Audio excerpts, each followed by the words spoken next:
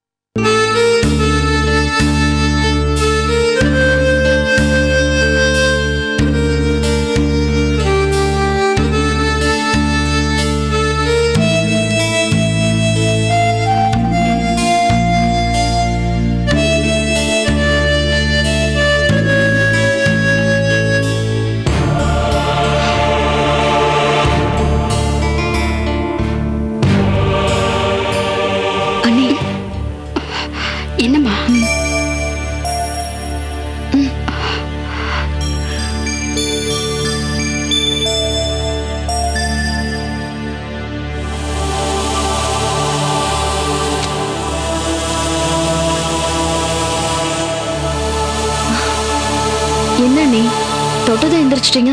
தூக்கம் வரலையா? ஆமா, நீயும் தூங்கி இருக்க மாட்டியே? இல்ல, பசிக்குது. தெரியும்.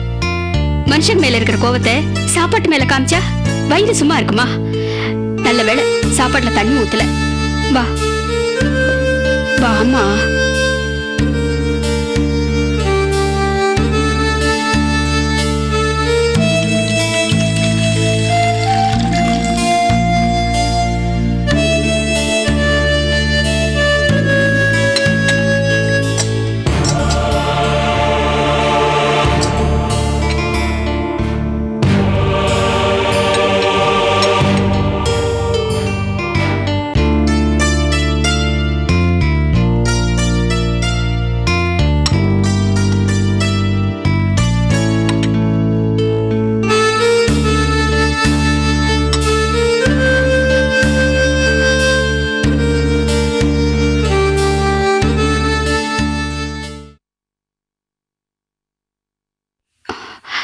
என்னம்மா அப்படி பாக்குற? சாப்பிடு. என் மேல கோவமா? எனக்கு ஒண்ணு இல்ல. எனக்கு கோவம் வந்து என்ன ஆக போகுது?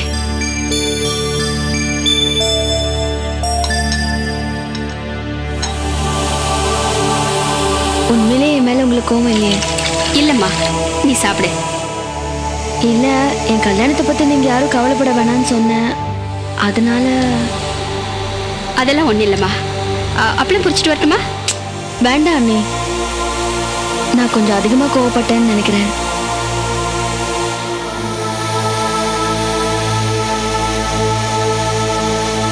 என்ன மன்னிச்சிருங்க அண்ணி. காயத்ரி,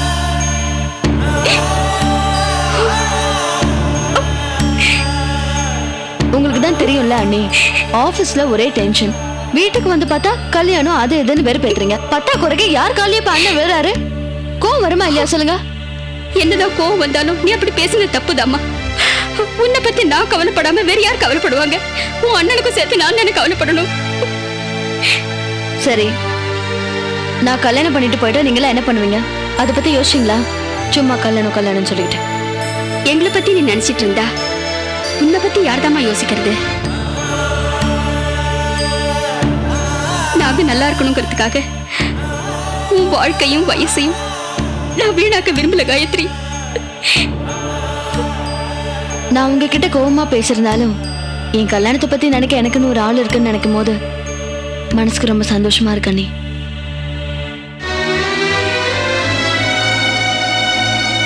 நமக்குள்ள இருக்கிற இந்த அன்பு எப்பவும் நிலைக்கணும்னு நினைக்கிறேன். அதுல எந்த பிரச்சனையும் வந்துடக்கூடாதுல்ல, அதான் பயப்படுறேன். சச்சே, உன்னை பத்தி நான் தப்பா நினைப்பேனா? சாப்பிடு.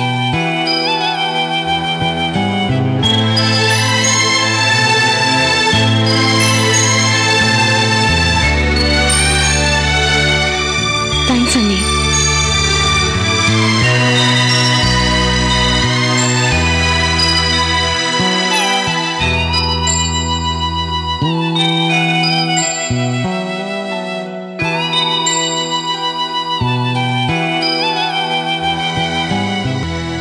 வக்கீல், கபிலம் போலீஸ்ல மாட்டிட்டானே, இப்ப என்னையா பண்றது?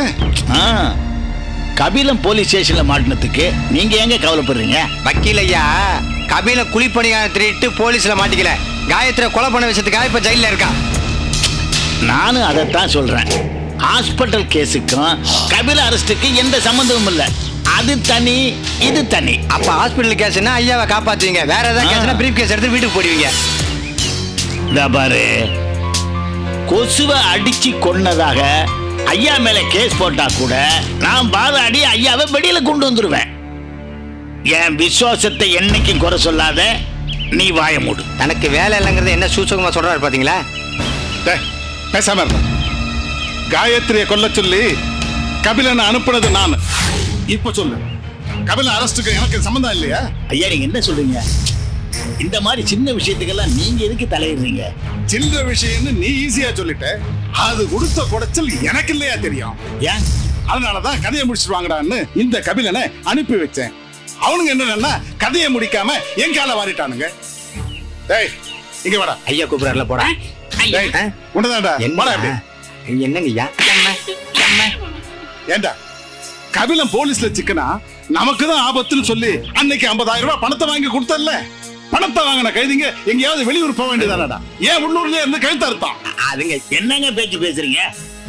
பணத்தை கொண்டு போய் கொடுக்கற மாதிரி கொடுத்து திருப்பி வாங்கிட்டு வந்தாங்களா என்னமா? உங்க புத்தி எல்லாருக்கும் இருக்குன்னு நினைக்காதீங்க ஐயா. பணம் வாங்கின அன்னைக்கே 3 பேரையும் தூத்துக்குடி பஸ்ல நான் தான் ஏத்தி விட்டேன். அயிலு குயிலு இப்ப தூத்துக்குடியில தான் இருக்கானுங்க.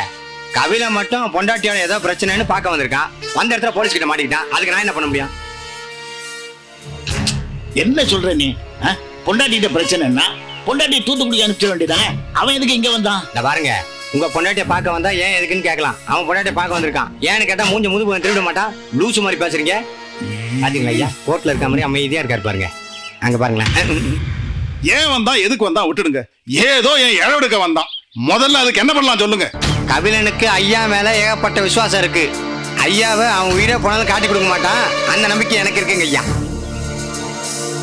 இந்த பாரு, போலீஸ்காரன் அடிக்கிற அடியில கபாலத்திலிருந்து கால் கட்ட வரல் வரைக்கும் கரண்ட் குபீர்னு பாயும். அதை தெரிஞ்சுக்கப்பா முதல்ல. அப்போ என்ன காட்டி கொடுத்துருவான்னு சொல்றியா? அவன் உங்களை காட்டி கொடுத்தாலும் நீங்க ஒண்ணும் கவலைப்பட வேண்டியதில்லைன்னு நான் சொல்றேன். குற்றவாளிகளோட வாக்குமூலத்தை மட்டும் வச்சு அரெஸ்ட் பண்றதா இருந்தா எம்எல்ஏ, எம்பி, சிஎம், டிஎம்பிஎன்னு இப்படி எந்த விஐபியா இருந்தாலும் ஈஸியா அரெஸ்ட் பண்ண முடியும். அதனால சம்பந்தப்பட்டவங்களுக்கு குற்றவாளியோட தொடர்பு இருக்குன்னு ஆதாரம் இருந்தா தான் ஒரு விஐபி அரெஸ்ட் பண்ண முடியும். பாருங்க, கபிலங்கிட்ட காயத்ரியை கொன்னுடுன்னு சொன்னீங்களே, அதுக்கு ஏதாவது ஆதாரம் இருக்கா?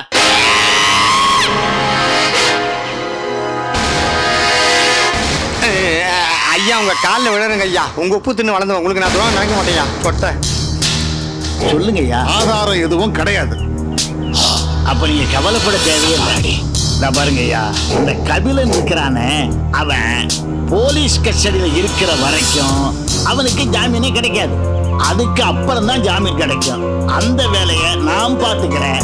நீங்க கவலையே படாதீங்க, நிம்மதியா இருங்கிறேன்.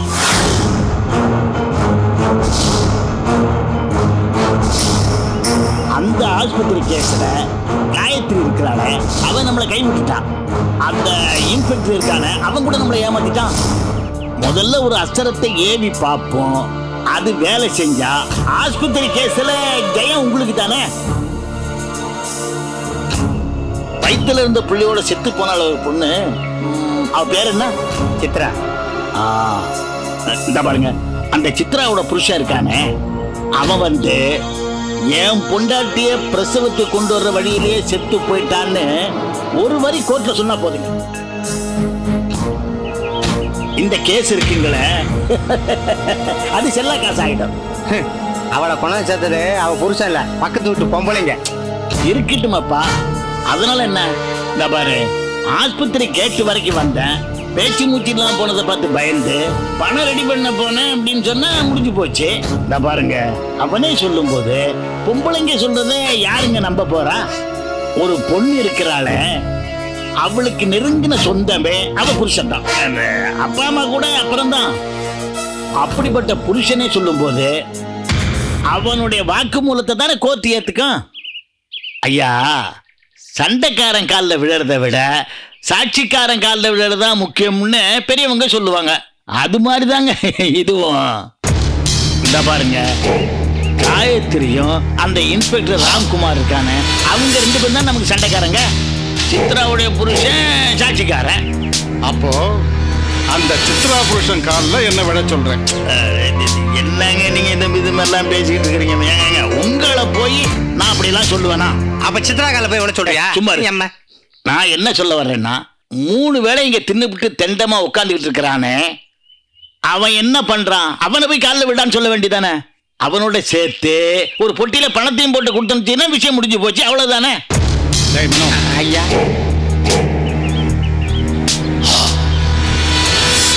தயிர் சாதம் நல்லா இருக்கா செல்லம்? இப்ப பார்த்தாலும் தயிர் சாதம் தானா? குழம்பு சாதம் இல்லையா? அப்படியே செல்லம், இனிமே அப்பா உனக்கு குழம்பு சாதம் பண்ணி தரேன்னு, இன்னைக்கு மட்டும் சாப்பிடு. உள்ள வரலாமா? உள்ள வந்துட்டு உள்ள வரலாமான்னு கேக்குறீங்க? யார் நீங்க? ஹாய் செல்லா, என்ன தயிர் சாதம் சாப்பிடுற? சரி விடு, இன்னைக்கு ஒரு நாள் தான் உனக்கு தயிர் சாதம், நாளையில இருந்து 3 வேளையும் உனக்கு பிரியாணி தான். ரம்யா, உள்ள போடா. சரிப்பா. சைவமோ பிரியாணி பிடிக்காதோ? கையை கழுவிட்டான். யார் நீங்க? எதுக்கா வந்தீங்க? டேய் ஓபன் பண்ணி.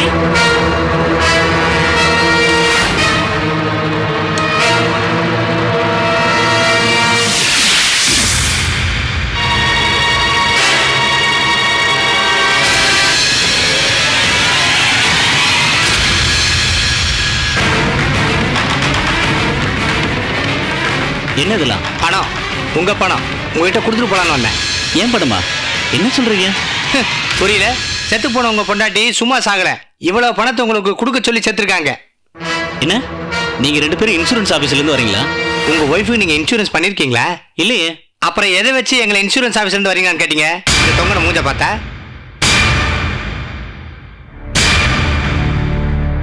நாங்க ஐயா வீட்ல இருந்து வர்றோம். நீங்க சொல்ல போற ஒரு வார்த்தைக்காக ஐயா இவ்வளவு பணத்தையும் உங்களுக்கு கொடுத்துட்டு வர சொல்லியிருக்காங்க.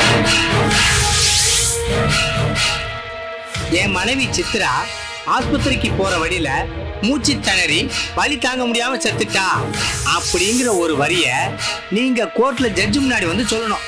அதுக்கு தான் இந்த பணம்.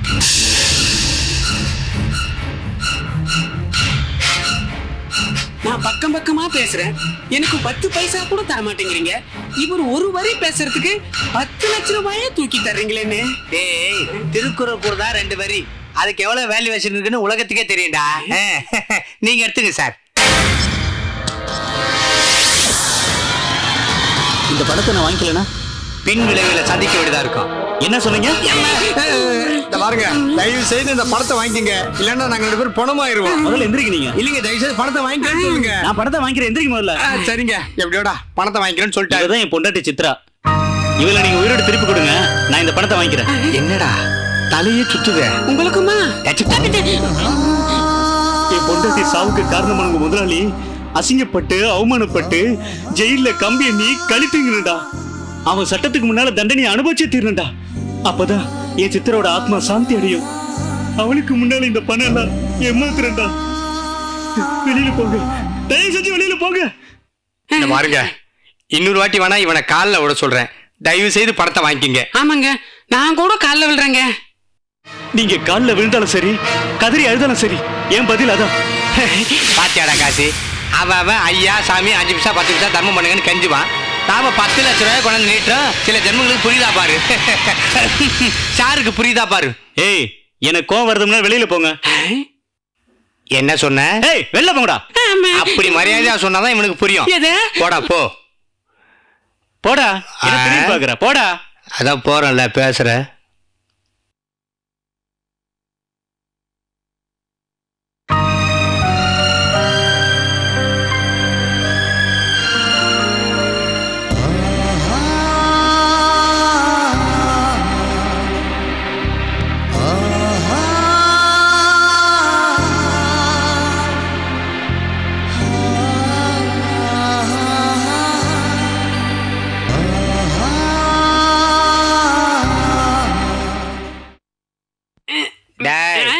என்ன கேப்ல ஒரு கட்ட உருவிலான்னு பாத்தியா? நீங்க இருக்கும்போது நான் பண்ணுவேன். நானே பிச்சிரும் பிச்சு. சரி சரி, இவன் பணம் வாங்காத விஷயத்த ஐயா கிட்ட நீயே சொல்லிவிடு. ஐயோ, என் கண்ணும் தாங்காது, நீங்களே சொல்லிருங்க. அப்ப நான் அடி வாங்கினா பரவாயில்ல. எதுக்குன்னே வம்பு, போன்லயே சொல்லிருவோமே. இப்பதான்டா நீ என் சிஷ்யை நிரூபிச்சிருக்க. போற வழியில போன் பண்ணிட்டு போவோம். முன்னாடி போ. உன்னெல்லாம் நம்பி நான் முன்னாடி போக முடியாது. கல்யாணி, கல்யாணி, எல்லாரும் வீட்டுக்குள்ள வாங்க வாங்க வாங்க வாங்க. ஏங்க இப்படி வீட்டுக்குள்ள ஏல விடுறீங்க? நியாயமா 10 வாங்க போட்டிருக்கணும். அக்கறை சூடு வாங்க.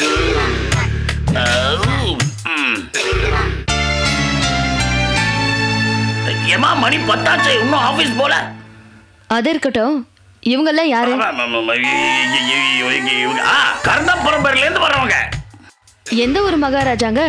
மன்னராட்சி ஒழிஞ்சுதான் ரொம்ப நாள் ஆச்சு. கர்ண பரம்பரைனா ராஜ பரம்பரைன்னு நினைச்சிட்டியா? இல்ல காயத்ரி, கர்ண கிருஷ்ணனுக்கு புண்ணியத்தை தானம் பண்ண மாதிரி இவங்க எனக்கு இல்ல இல்ல இல்ல உனக்கு புண்ணியத்தை தானம் பண்ண வந்திருக்காங்க. எனக்கு எதுக்கு புண்ணியம்? நான் பாவம் எதுவும் பண்ணலையே. பாவம் பண்ணாமலா நீ என் கூட பிறந்த? கர்மம் கர்மம், இந்த வாய் சும்மா இருக்க மாட்டேங்குத. டக்கு டக்குன்னு உண்மையெல்லாம் கக்கிடுது. அது இல்ல காயத்ரி, நாம தெரிஞ்சு பண்ணாதான் பாவம் இல்ல, நாம தெரியாமலே நிறைய பாவம் பண்ணிருப்போம். அது மட்டும் இல்ல, இந்த ஜென்மத்துல பண்ண பாவம் மட்டும் இல்ல, போன ஜென்மத்துல பண்ணது, அதுக்கு முந்தின ஜென்மத்துல பண்ண பாவங்கள்லாம் நம்மள தொடர்ந்து வந்துகிட்டே இருக்கும். பின் தொடர்ந்து வரல, கூடவே இருந்து குழந்தை குட்டி பெத்து குடும்பம் நடத்திக்கிட்டு இருக்கு. மேற்கொண்டு சொல்லுங்க. அந்த பாவத்தினாலதான் 4-5 ரவுடி பசங்க உன்னை மடக்கி கத்தியால குத்த முயற்சி பண்ணிருக்காங்க. அது மட்டும் இல்ல, கூடிய சீக்கிரம் உனக்கு கல்யாணம் ஆகணும்னு பல வருஷமா நான் முயற்சி பண்ணி பார்த்துட்டேன். பல வருஷம்னா ஒரு 20-25 வருஷம் இருக்குமா? சும்மா ரெடி. நேத்து கூட ஒரு வாரம் வாசல் வரைக்கும் வந்து அப்படியே போயிடுச்சு பாத்தியா? அதான் ஒரு 10 பேருக்கு வயிறார சாப்பாடு போட்டு வெத்தலை பாக்கு வச்சு துணிமணி எல்லாம் கொடுத்து தானம் பண்ணா கூடிய சீக்கிரம் கல்யாணம் ஆகும், உன் கஷ்டம் எல்லாம் தீருன்னு ஒருத்தர் சொன்னாரு. யாரு? அரிசி கடைக்காரனா, ஜவுளி கடைக்காரனா? அவர் ஏண்டி சொல்ல போறாரு? ஜோசியர் சொன்னாரு. நீங்க தான் ஜோசியத்தையே நம்ப மாட்டீங்களே, அதெல்லாம் மூட நம்பிக்கைன்னு அடிக்கடி சொல்லுவீங்க. இவ வேற சமயம் தெரியாம நம்மள கேள்வி கேட்டு கொள்றாரு. ஜோசியத்தை நம்ப மாட்டேன், ஆனா ஜோசியக்காரன் நம்புவேன்.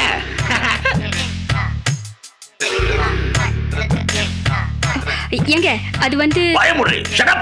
ஒரு பெரிய மனுஷன் பேசிட்டு இருக்கும்போது குறுக்க குறுக்க பேசிட்டு இருக்க, சுமாரு. அது வந்து காயத்ரி, நாம யாருமே ஜோசியம் பார்க்கலன்னா ஜோசியக்காரன் எப்படி பழைப்பான், அவன் எப்படி சாப்பிடுவான், அவன் புள்ள குட்டிக்கெல்லாம் எப்படி சோறு போடுவான், நாமளே கை விட்டா அவ எப்படி குடும்பம் நடத்துவான்? கொஞ்சமாவது நமக்கு மனிதாபிமானம் வேணா? அது மட்டும் இல்ல காயத்ரி, நீ கஷ்டப்படுறதை என்னால கண் கூட பார்க்க முடியல. ஜோசிகார வேற, நீ நல்லா இருக்கணும்னா இந்த மாதிரி பஞ்ச பிரதேசங்களுக்கெல்லாம் நீ சாப்பாடு போடணும், அப்பதான் புண்ணியம் வரும்னு சொன்னா. இவங்களெல்லாம் தெரு தெருவா, வீதி வீதியா, சொந்த சொந்த ஹோட்டல்ல சாப்பிடுறாங்களா? அடச்சே, ஹோட்டல்ல உட்கார்ந்து சாப்பிடுறவங்களே. ஹோட்டல்ல சாப்பிட்டுட்டு வெளியில வரவங்க கிட்ட ஹோட்டலுக்கு வெளியில நின்னு பிச்சை எடுக்கிறவங்களே. யாரு இவங்களெல்லாம் பார்த்தா பஞ்சத்துல அடிப்பட்ட மாதிரி தெரியறாங்களா? எது 10 ஆள் சாப்பாட்டை 1 ஆள் சாப்பிட்டு வளர்ந்த மாதிரி இருக்காங்க. உடம்ப பார்த்து சொல்றியா? வெறும் ஊழச்சதை, வெறும் காத்து தாண்டி. காயமே இது பொய்யடா, வெறும் காற்றடைத்த பையடான்னு நீ பாட்டு கேட்டதில்ல? அதுக்கு சரியான உதாரணம் இவன் தான். நீ வேணா பாரு. பாத்தியா, காத்துதான் வருது. என்ன இப்ப இவங்களுக்கு எல்லாம் வயிறார சாப்பாடு போட்டு துணிமணி கொடுக்கணுமா?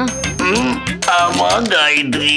ஏங்க இப்படி திடீர்னு 100 பேரை கூட்டி வந்து சாப்பாடு போடுனா எங்க போறது? 100 பேர் இல்லடி, 10 பேர் தான். எண்ணி பாரு. ஓ 10 × 10 100 அந்த கணக்கு வந்துட்டியா? மாச கடைசியாச்சே, வீட்டுல அரிசி பருப்பு உப்பு புளி மிளகாய் எல்லாம் இருக்குமான்னு யோசனை பண்ணி பாத்தீங்களா? இதுல வேற புடவை ஜாக்கெட் வேஷ்டி சட்டை. உங்களுக்கு கொஞ்சம் கூட அறிவே இல்ல. அறிவனா இல்லம்மா, ஆனா காயத்ரி மேல பாசம் இருக்குது. பாசம் மட்டும் இருந்தா போதாது, பணமும் வேணும். அது உங்ககிட்ட இருக்கா? இருந்தா நான் ஏன் இவங்களை கூப்பிட்டு இங்க வர? நேரா மில்லு கடைக்கு போயிருப்பேன்ல, மளிகை கடைக்கு போயிருக்க மாட்டேன் நானு சொல்ல வந்தேன்.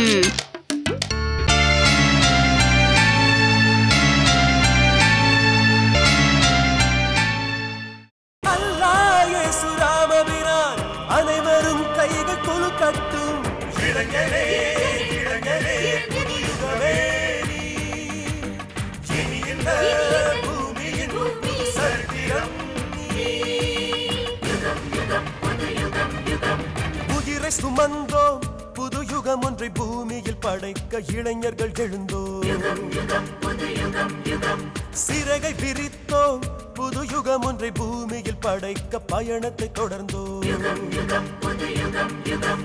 இளைஞர்கள் நடந்தால் இமயமும் நகரும், வெற்றியின் கதவுகள் விரைவினில் திறக்கும். இளைஞனின் கரங்கள் பூமியை சுமக்கும், அவனது விழியினில் வெளிச்சங்கள் கிடைக்கும்.